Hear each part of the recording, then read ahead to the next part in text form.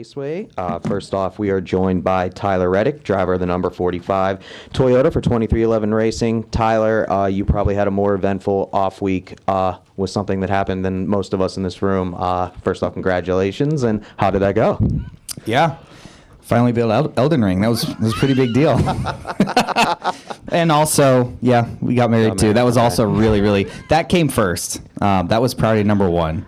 Then when I got home and had a couple days of downtime, I took care of that other part. But yeah, it was a lot of fun.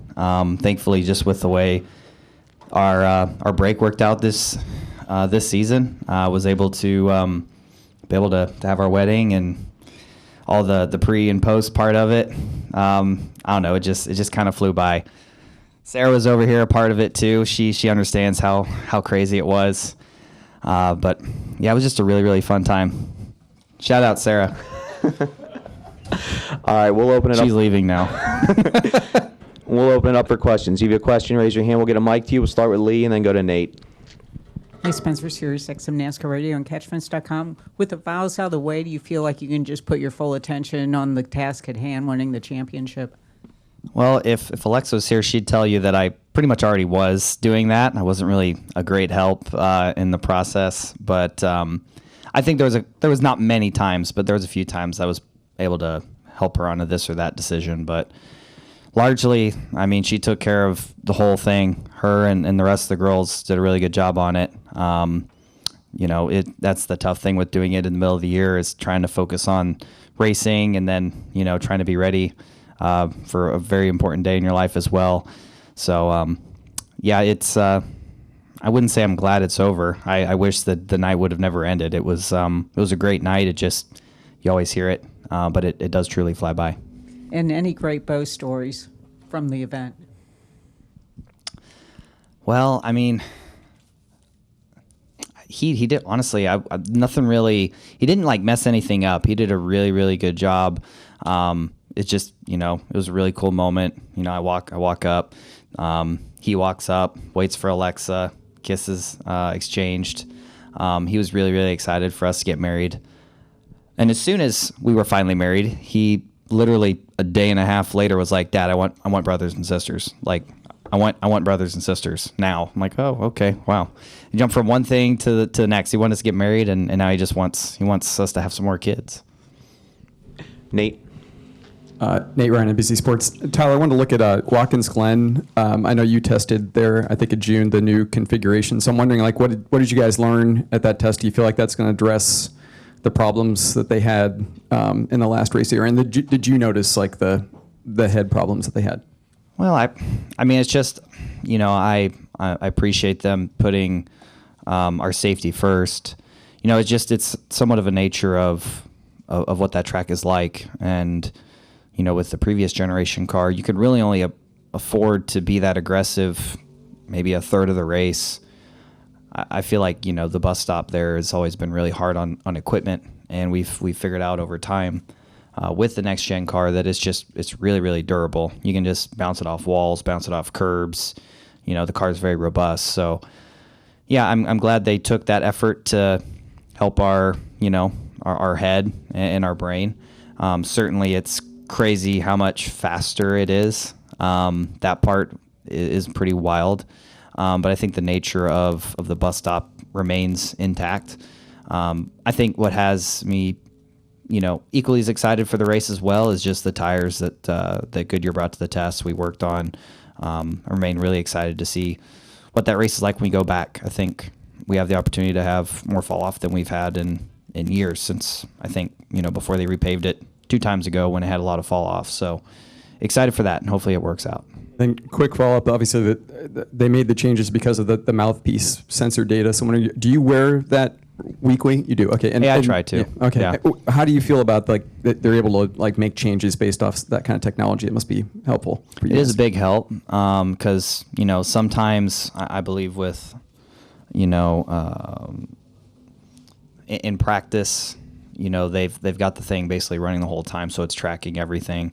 In the races, it tracks information too, with like what we had in the, what I don't even know if it's called that anymore, but the sensor data that they collect from a crash only triggers if it senses a crash, right? So there's a lot of other moments that may and can occur at some of these racetracks. So it's been great that they're collecting this data. The more data they have, the more they can kind of identify trends.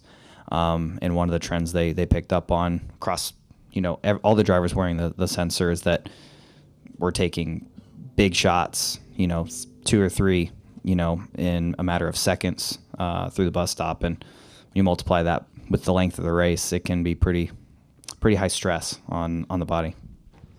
Tyler, we'll go over to your left against the wall there and then come back to John. Chris Powell, Couch Coach Live. Tyler, you're third in points. What was your thoughts on the Olympic break as far as the momentum help you kind of, in a sense, kind of give you somewhat of a break, but kind of get you back focused for Richmond? I've honestly been completely unplugged from racing the last couple of weeks. I've got a lot of faith in the team at 2311. I was able to pretty much not think about racing for 2 weeks, and for us, I wasn't really necessarily worried about it. I knew we were coming back to a track where when things are right and we're not having issues with the car, we run top 5. So I'm just really thankful for that kind of team that allows me to kind of step away from it and not feel like we're going to be behind when we get back to the racetrack. John Newby, alt driver. So you're going to have Juan Pablo Montoya as a teammate at Watkins Glen. I was curious, what is that experience going to be like having him as a teammate, and have you reached out to him yet, or are you going to reach out to him, just kind of bounce ideas back and forth? Yeah, I got to run into him actually. He was on his way out of airspeed when I saw him, and yeah, I never had the opportunity to meet him before, but he's just an incredible personality, and the way that he thinks about things is kind of from a different generation of driver, and so it's been really cool to share just a couple of things with him, but I'm looking forward to that experience when we get to the Glen, hearing his input from their test, the things he's picking up on in the car already. He's just going to offer a unique vantage point, a very experienced vantage point on where our cars are at on road courses. And I'm really looking forward to having an experience like that, being able to be a teammate with a driver as accomplished as him. Perfect. And then one quick follow-up. Do you have a final hour count for Elden Ring? I think we're approaching 160 hours. It's a grind. We'll stay right here in the middle.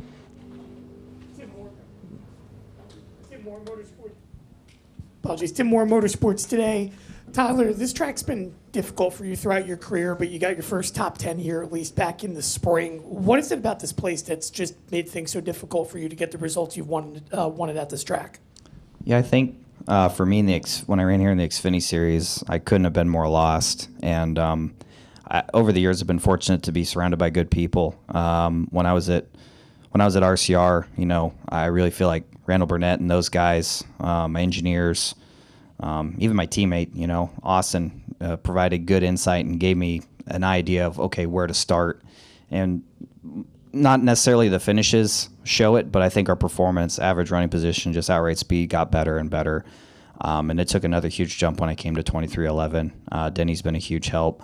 Bubba has a good understanding for this place, and Billy Scott. And my whole team just does a really good job of painting the picture for me of what I need to do with my race car and what's important to go fast, what's important to take care of the tires. So I've just have great people around me that's really allowed that learning curve to be quick. The craziest part is I feel like the worst I've been in a couple years was the spring here, but it was my first top 10. So we've definitely got the speed, but we've let the finishes get away from us here at Richmond. So hopefully we can continue that positive trend like we've had the last couple of months and find a way to get good finishes. But I mean, last fall when we were here this time a year ago, we were really, really fast, Bubba and myself both. So looking forward to having that speed again. And moving forward, you have 2 playoff cutoff races that will be at short tracks. How important is it going to be for you guys to perfect that short track package heading towards the playoffs? Yeah, I think we were really, really happy with what we had at Iowa, and I think we were a little too reactive to the tire issues that we saw, and we just didn't have the right mindset for the Iowa race. But, I was really excited when this year got going at Phoenix. Myself, ultimately Christopher Bell won the race, but we were fast. We were up front. All the Toyotas were. So I feel like the amount of speed that we've been able to take to these short tracks and still be lacking little things like the balance not being right, having some other issues in the car, and still getting the finishes that we are and having the speed that we do, makes me remain hopeful for when we do get it right, that we'll be right where we belong. Tyler, will stick to your left against the wall over there. Since Talladega, from Steven Sykes and Live and Global Media. Since Talladega, things been pushing forward and trending upward. As you now into the playoffs, what are some of the things you want to guard against and protect versus what you went into last year from this year heading into the playoffs? Well, I think one thing that worked against us at times were just making big mistakes. We didn't have a whole lot of playoff points going into it last year, compared to the guys we were competing against for, the championship for. So I think it's just minimizing the bad days, and I think we've done a really good job of that over this stretch. I could go down the list. I feel like Pocono, we had a caution every time a caution came out is when we didn't need it. Same thing happened at Indy. We had, the loose wheel and still came back to second. So I think we've done a really good job. Even here at Richmond, actually, earlier in the year, we were not that great and fought back for a top 10. So we've just done a really good job of fighting through these things and getting the finishes, and I think that will be really important in the playoffs. One thing that's been on our side is the speed. It's been allowing us to close the points gap. So we got a lot of positives going for us right now. We'll wrap up with Reed. Reed Spencer with the NASCAR Wire. In looking through your stats, given the speed that you've had on downforce tracks, I was surprised to see that you've never had a top 10 at Michigan yet. Is that a track that's on your hit list, and what have you been doing to try to get that first one? Well, there's a few tracks I'm looking for redemption we go back to, and that's one. Last year for us, we hit pit road for the final time, and we lost a wheel, and so that was a tough one. I feel like we pretty much won the race. Last stop was done. There wasn't any more cautions, so that was a brutal one to let slip away. I think the whole team's learned from it. They're tough lessons, but nonetheless, if you learn from it, there's still a positive to be taken away from it. So, yeah, I think all of us are going to be on this team are very hungry to get back to Michigan. We definitely ran a really good race there last year, and did what we needed to do to get to the front and fight for the lead. So we're hoping for the same thing. We go back. This new Camry's been pretty much everywhere we've gone this year, been better, and so that just makes me that much more excited for it. Awesome. Thank you, Tyler. Best of luck this weekend. Thank you, everybody.